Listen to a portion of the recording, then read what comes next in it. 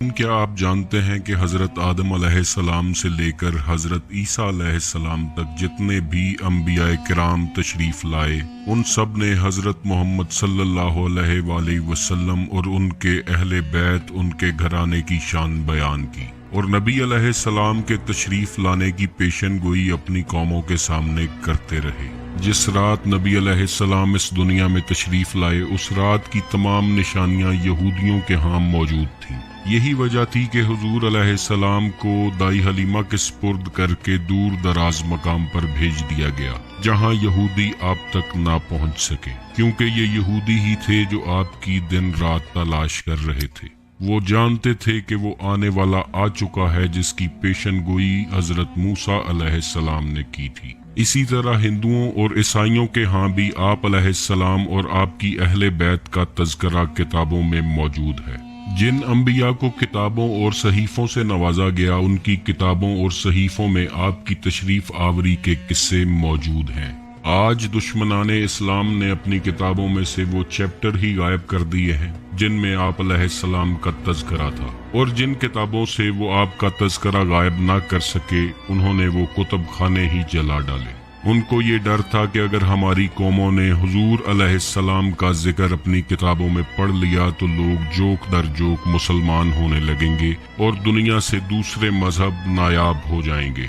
नाजरीन, क्या आप जानते हैं कि इस वक्त दुनिया में जितने भी मजहब राइज हैं उनमें सबसे पुराना मजहब हिंदुइज्म है। और आप ये जानकर हैरान होंगे कि एक जंग के दौरान श्री कृष्ण ने ईश्वर से दुआ मांगी थी और उस दुआ के दौरान उन्होंने किसी एला को 3 मर्तबा मदद के लिए पुकारा था। क्या आप जानते हैं कि वो एला कौन है? वो जिस एला को मदद के लिए पुकार रहे थे उसके बारे में कह रहे थे कि वो दुनिया के सबसे बड़े मंदिर में काले पत्थर के करीब अपना चमत्कार दिखाएगा। क्या आप जानते हैं कि दुनिया का सबसे बड़ा मंदिर और वो काला पत्थर आखिर कहाँ मौजूद है? श्री कृष्ण ने जिस प्रीतम के प्रीतम का वास्ता वसीला अपनी दुआ में पेश किया, आखिर वो हस्ती कौन है? जब उन्होंने अपनी ये दुआ मुकम्मल की तो दुआ के आखिर में शिद्दत से उन्होंने 3 मर्तबा किसी एला को पुकारा।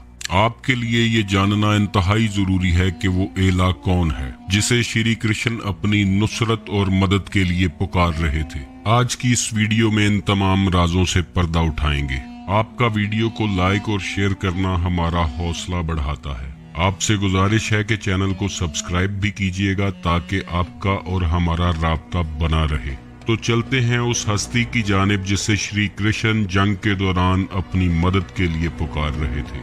आज से हजारों साल पहले इब्रानी जुबान में जो किताबें लिखी गईं उनमें लफ्ज एलिया या एली किसी ऐसी हस्ती के साथ मंसूब था जो आखिरी जमाने में ज़हूर करेगी। पुराने जमाने की बाइबल में लफ्ज एलिया या एली बार बार देखने को मिलता है और ईसाइयों का कहना है कि ये लफ्ज एक खास इस्म मुबारका है जो खुदा के लिए नहीं बल्कि किसी ऐसे शख्स के लिए इस्तेमाल हुआ है जो आखिरी जमाने में ज़हूर करेगा। अब चलते हैं पांडवों और कौरों की मशहूर जंग की तरफ जिसमें श्री कृष्ण कौर के इश्तर के मैदान में तशरीफ लाते हैं तो इन्हें मालूम होता है सच्चाई के तलबगार तो महज मुट्ठी भर ही रह गए हैं, मगर झूठ और बातिल के टिड्डी दल लश्करों से जमीन अटी पड़ी है। कृष्ण जी अपने सरफरोशों और सिपाहियों को जरूरी पैगामात अरसाल करने के बाद तन्हाई में चले जाते हैं और अपने मालिक हकीकी के सामने सजदा रेज होकर दुआ मांगते हैं। जो अल्फाज उनकी किताबों में दर्ज हैं वो ये हैं: हे परमेश्वर, संसार परमात्मा, तुझे अपनी जात की कसम जो आकाश और धरती का जन्म कारण है और इसकी कसम जो तेरे प्यारे का प्यारा तेरे प्रीतम का प्रीतम है, तुझे इसका वास्ता जो एली है जो संसार के सबसे बड़े मंदिर में काले पत्थर के करीब अपना चमत्कार दिखाएगा। तू मेरी बिनती सुन और झूठे राक्षसों को निश्त कर और सच्चों को फतह दे। ए ईश्वर, एला एला एला। अगर आप इन अल्फाज पर गौर करें तो श्री कृष्ण ने किसी का वास्ता वसीला पेश करके मदद की तलब की है। इन अल्फाज में उन्होंने प्रीतम के प्रीतम की कसम दी है और आखिर में उनका नाम पुकारा है। اور جن کا نام پکارا ہے ان کے آنے کی خبر بھی دی ہے، یعنی کہ وہ آنے والا دنیا کے سب سے بڑے مندر یعنی دنیا کے قبلہ و کعبہ حرم محترم میں کالے پتھر یعنی حجر اسود کے نزدیک اپنا جلوہ یا معجزہ دکھائے گا، اور تمام عالم اسلام جانتا ہے کہ وہ پاک ہستی حضرت علی علیہ السلام کی ہے کہ جنہوں نے حجر اسود کے قریب خانہ کعبہ کی دیوار کو توڑتے ہوئے ظہور کیا، جس دیوار کے ٹوٹنے کے نشانات آج بھی موجود ہیں۔ جہاں تک لفظ ایلا کی بات ہے تو پراچین سمے کی پرانی زبانوں میں سنسکرت زبان سب سے پرانی زبان ہے۔ اس زبان میں لفظ ایلا کا مطلب ہے بڑے ہی اونچے درجے والا، جیسا کہ عربی زبان میں اعلیٰ، عالی یا علی یا تعالی لکھتے ہیں۔ مختلف زبانوں میں جو لفظ آج موجود ہیں وہ پراچین ویدوں سے نکلے ہوئے ہیں، اور ہندوؤں کے اکثر پڑھے لکھے پنڈت اس بات کو مانتے ہیں کہ شری کرشن نے جس ایلا کو مدد کے لیے پکارا تھا وہ ذات اقدس حضرت علی علیہ السلام کی ہے۔ انہوں نے آپ کے نام مبارک کا ورد بار بار کیا۔ نبی علیہ السلام کا فرمان عالی شان ہے کہ علی اور میں ایک ہی نور کے دو حصے ہیں۔ حضرت علی علیہ السلام کی بہادری کی مثال ایسے ہے کہ خندق میں حضرت علی کی ایک ضرب ثقلین کی عبادت سے افضل ہے۔ کائنات میں جتنی بھی عبادت ہو سکتی ہے وہ ایک ضرب اس عبادت پر سبقت لے گئی ہے۔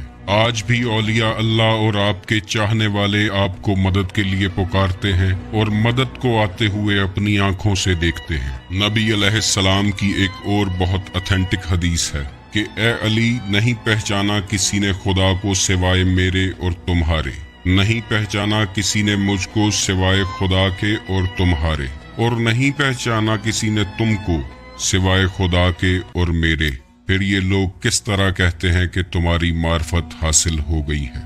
ہر نبی کا ایک راز ہوتا ہے اور اے علی میرے رازدار تم ہو۔ نبی علیہ السلام اللہ تعالیٰ کے محبوب ہیں، اور نبی علیہ السلام نے حضرت علی کو اپنا بھائی کہہ کر پکارا ہے، تو شری کرشن جس پریتم کے پریتم کا واسطہ وسیلہ پیش کر رہے تھے وہ ذات اقدس حضرت علی علیہ السلام کی ہی ہے۔ نبی علیہ السلام نے فرمایا کہ اگر لوگ علی ابن ابی طالب علیہ السلام کی محبت پر جمع ہو جاتے تو خدا دوزخ کو پیدا ہی نہ کرتا۔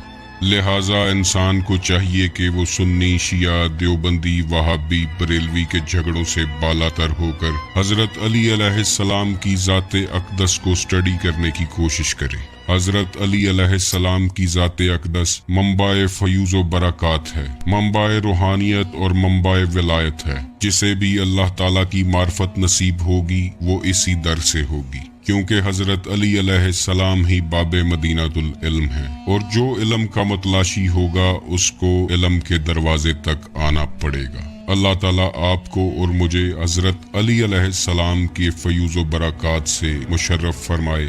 آپ خوش رہیں، آباد رہیں، اور اللہ کریم